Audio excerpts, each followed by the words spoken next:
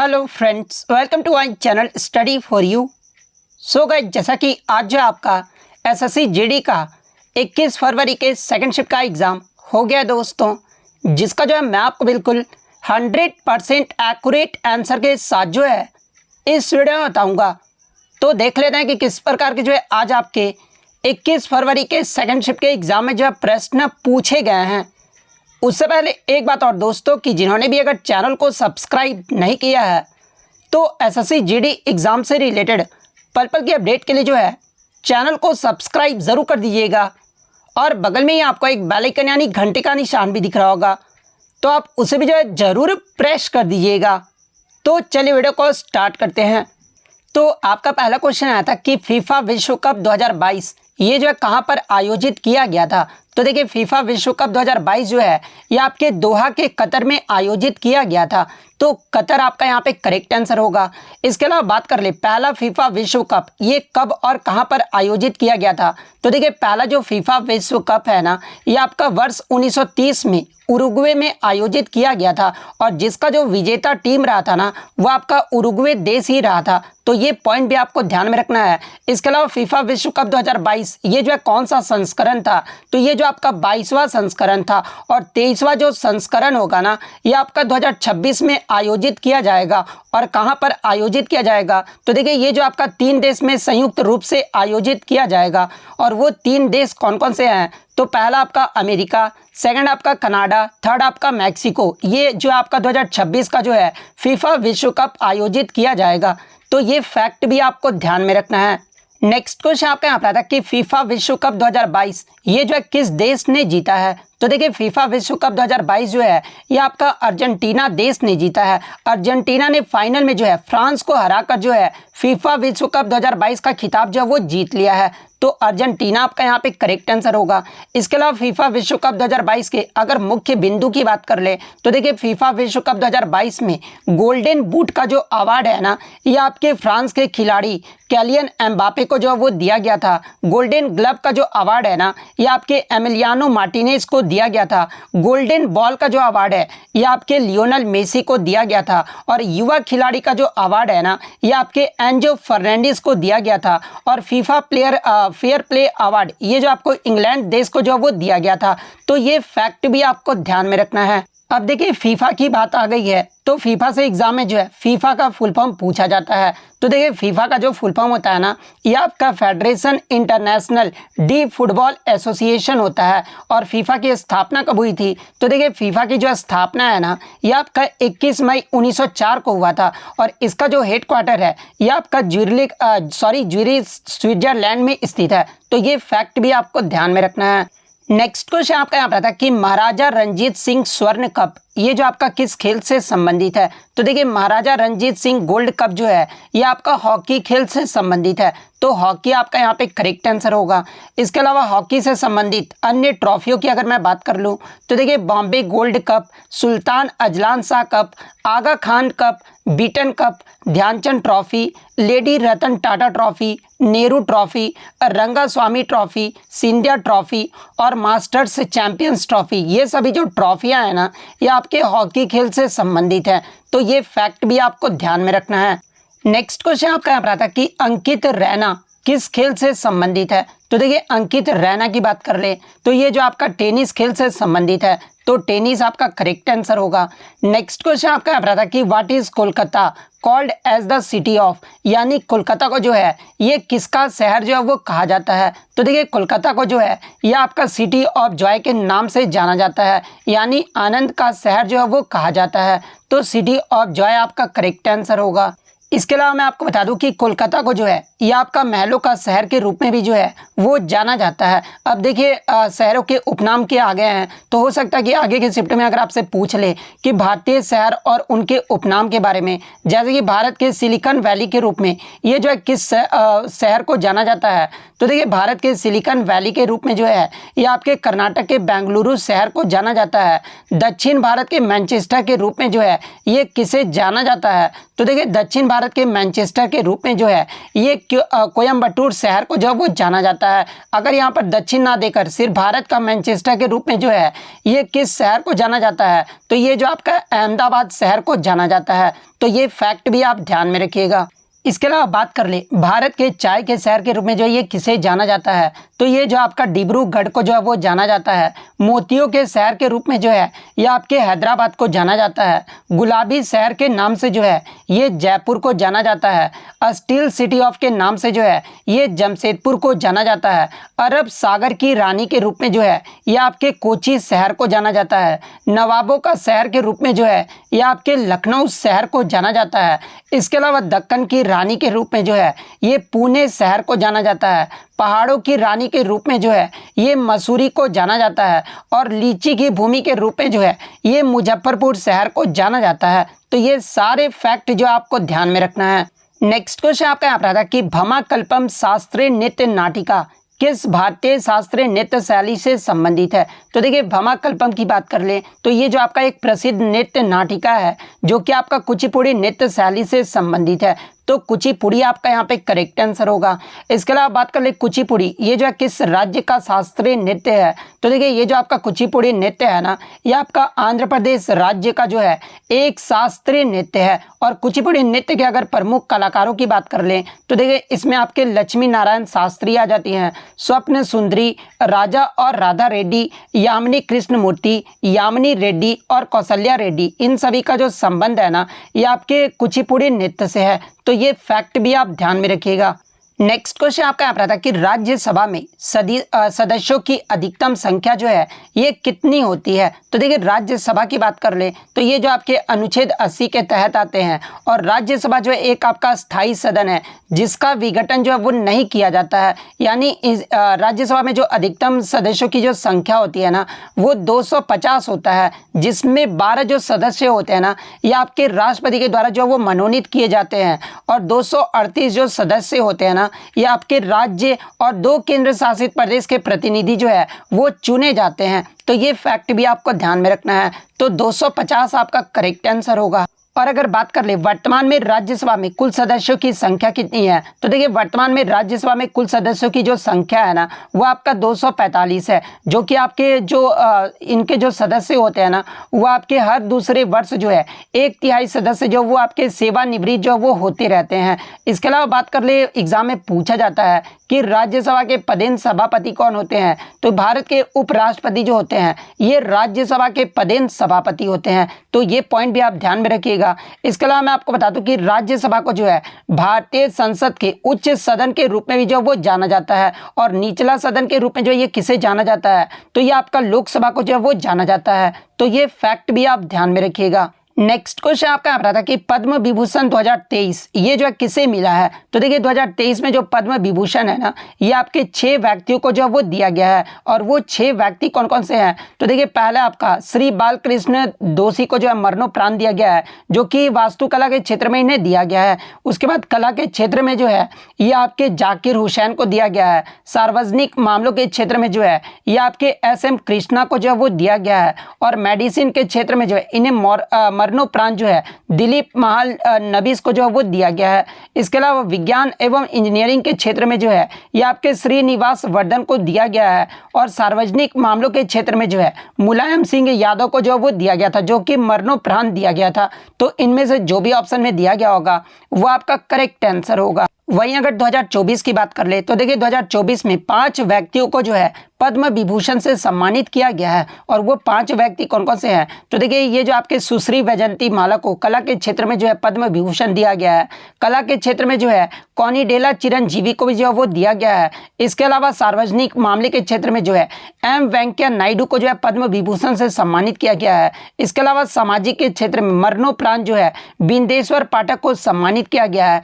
कला के क्षेत्र में जो है सुश्री पद्मा सुब्रमण्यम को जो है इन्हें सम्मानित किया गया है। तो ये फैक्ट भी आपको ध्यान में रखना है। नेक्स्ट क्वेश्चन आपका यहाँ था कि मौर्य साम्राज्य की जो है राजधानी पूछी गई थी।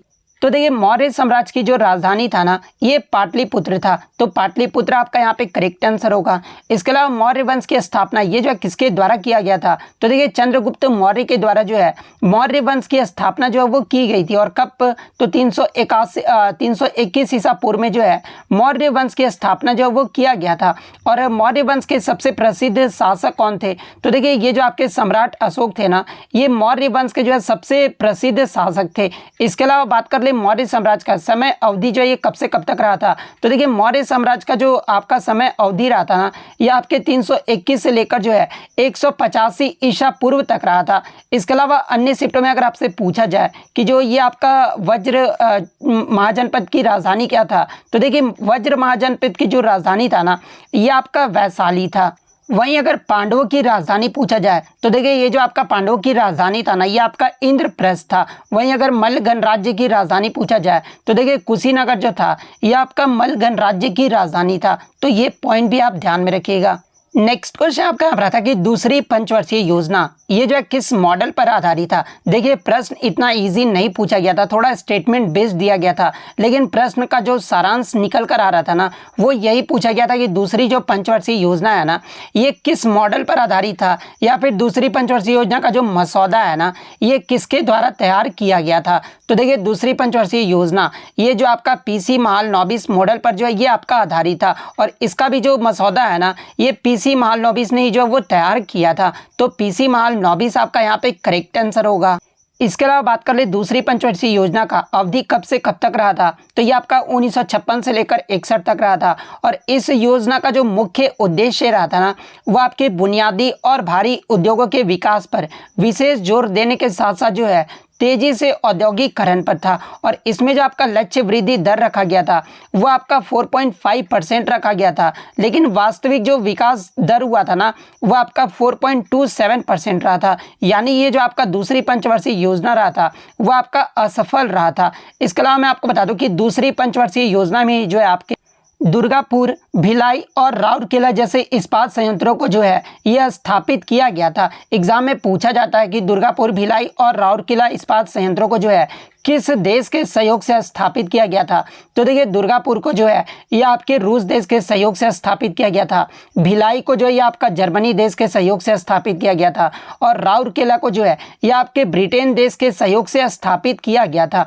तो ये फैक्ट भी आपको ध्यान में रखना है। इसके अलावा अगर प्रथम पंचवर्षीय योजना का मॉडल की बात कर ले तो देखिए प्रथम पंचवर्षीय योजना जो आधारित था ना ये आपके हेराल्ड डोमर मॉडल पर आधारित था। और तीसरी पंचवर्षीय योजना को जो है ये आपके गॉडगिल योजना के नाम से भी जो वो जाना जाता है। तो ये फैक्ट भी आपको ध्यान में रखना है। नेक्स्ट क्वेश्चन आपका यहाँ रहा था कि मेक इन इंडिया जो पहल है ना ये कब शुरू किया गया था। तो देखिए मेक इन इंडिया कार्यक्रम जो है ये आपका 25 सितंबर 2014 को जो वो शुरू किया गया था। तो 25 सितंबर 2014 आपका करेक्ट आंसर होगा। इसके अलावा बात कर ले मेक इन इंडिया कार्यक्रम का उद्देश्य क्या था, तो इसका जो उद्देश्य था ना वो भारत को एक आत्मनिर्भर देश में परिवर्तन करना था और भारतीय अर्थव्यवस्था को जो है वैश्विक पहचान दिलाना था। तो ये फैक्ट भी आप ध्यान में रखिएगा। नेक्स्ट आपका बैरियम हाइड्रोक्साइड का जो है केमिकल फार्मूला पूछा गया था। तो देखिए बैरियम हाइड्रोक्साइड का जो केमिकल फार्मूला होता है ना ये आपका BaOH2 होल ट्वाइस होता है। तो BaOH2 होल ट्वाइस आपका करेक्ट आंसर होगा।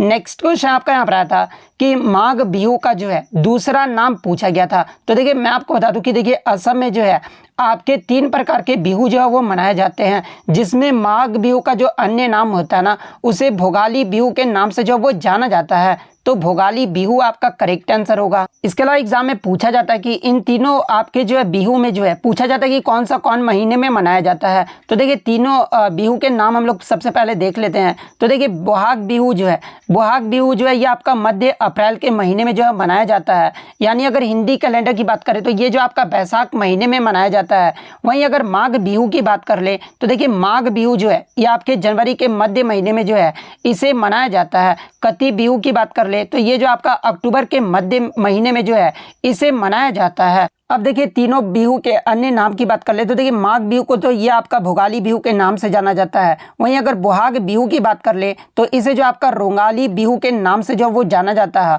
और एक आपका होता है कती बिहू। तो देखिए कती बिहू को जो है ये कोंगाली बिहू के नाम से जो वो जाना जाता है। तो ये फैक्ट भी आपको ध्यान में रखना है। नेक्स्ट क्वेश्चन आपका यहाँ पर आता है कि क्रिकेट में मिड ऑफ और कवर के बीच अगर कोई प्लेयर शॉट खेलता है तो उसे जो है कौन सा शॉट जो वो कहा जाता है। तो देखिए क्रिकेट में मिड ऑफ और कवर के बीच जो प्लेयर शॉट खेलता है तो उसे जो है कवर ड्राइव जो है वो कहा जाता है। और विश्व में सबसे बढ़िया कवर ड्राइव कौन मारता है, तो हमारे किंग विराट कोहली जो है ये विश्व में सबसे अच्छा जो है कवर ड्राइव मारते हैं। तो कवर ड्राइव आपका यहाँ पे करेक्ट आंसर होगा। नेक्स्ट आपका एक मंगल पांडे से आया था, तो मंगल पांडे से एग्जैक्ट प्रश्न मुझे नहीं मिल पाया है। शायद पूछा गया था कि मंगल पांडे को फांसी जो है ये कब दिया गया था, या फिर ये जो है किसके सिपाही थे। तो देखिए मंगल पांडे को जो है ये आपके 8 अप्रैल 1857 को जो है इन्हें फांसी दिया गया था। और कहाँ पर फांसी दिया गया था, तो ये आपका बैरकपुर छावनी पश्चिम बंगाल में जो है इन्हें फांसी दिया गया था। इसके अलावा एग्जाम में यहाँ से एक प्रश्न और बनता है कि जो आपके मंगल पांडे थे ना ये किस इन्फेंट्री को जो है एक सिपाही थे। तो देखिए मंगल पांडे की बात कर ले तो ये जो आपके बैरकपुर के जो है 34वीं जो नेटिव इन्फेंट्री थी ना उसके जो है एक सिपाही थे। तो ये फैक्ट भी आप ध्यान में रखिएगा। नेक्स्ट क्वेश्चन आपका यहाँ पर था कि 2011 से 2019 के मध्य जो है भारत में गरीबी रेखा कितने प्रतिशत थी। तो देखिए 2011 से 2019 के मध्य भारत में जो गरीबी रेखा जो था ना वो आपका 10.2% था। तो 10.2% आपका करेक्ट आंसर होगा। इसके अलावा भारत में बहुआयामी जो गरीबी सूचकांक जो जारी किया जाता है ना ये आपका नीति आयोग के द्वारा ही जो है वो जारी किया जाता है। यानी जो आपका मल्टी डायमेंशनल जो पॉवर्टी इंडेक्स है ना ये आपके नीति आयोग के द्वारा जो है वो जारी किए जाते हैं। और सबसे पहले जो ये कब जारी किया गया था, तो ये आपका 2021 में जारी किया गया था, जिसमें बिहार जो है वो सबसे गरीब राज्य जो है वो रिपोर्ट में जो वो बताया गया था। तो ये पॉइंट भी आप ध्यान में रखिएगा। नेक्स्ट आपका यहाँ पर आता है कि भगवान कृष्ण के प्रति समर्पित कौन सा नृत्य है। तो देखिए भगवान कृष्ण के प्रति जो समर्पित नृत्य है ना ये आपका ओडिसी नृत्य है। तो ओडिसी नृत्य आपका करेक्ट आंसर होगा। नेक्स्ट आपका यहाँ पर आता है कि मौलिक अधिकार को जो है कब निलंबित किया जा सकता है। तो देखिए मौलिक अधिकार को जो है यह आपका राष्ट्रीय आपातकाल के दौरान जो है इसे निलंबित किया जा सकता है। लेकिन राष्ट्रीय आपातकाल के दौरान भी जो है आपके जो 2 मौलिक अधिकार है ना अनुच्छेद 21 और एक अनुच्छेद आपका 20, ये अनुच्छेद 20 और 21 जो है ये निलंबित नहीं किए जाते हैं। तो ये फैक्ट भी आप ध्यान में रखिएगा। शायद आपका अनुच्छेद ही पूछा गया था, तो 20 और 21 आपका यहाँ पे करेक्ट आंसर होगा।